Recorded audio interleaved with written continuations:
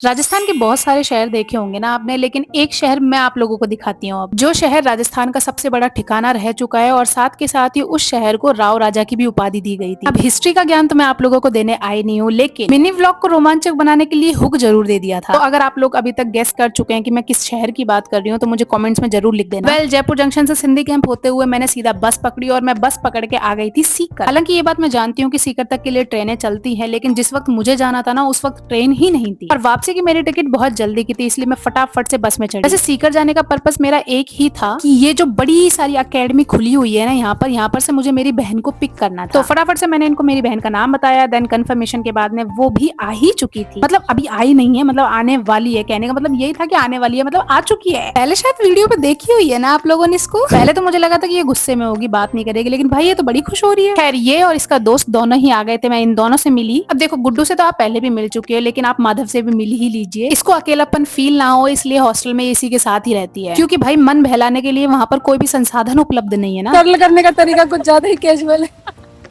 हुआ नहीं अभी रोड गरम नहीं। और आज आपको पता है मेरे को पैसेंजर प्रिंसेस कौन है? बकरी। बकरियां है भाई हमारे ऑटो में।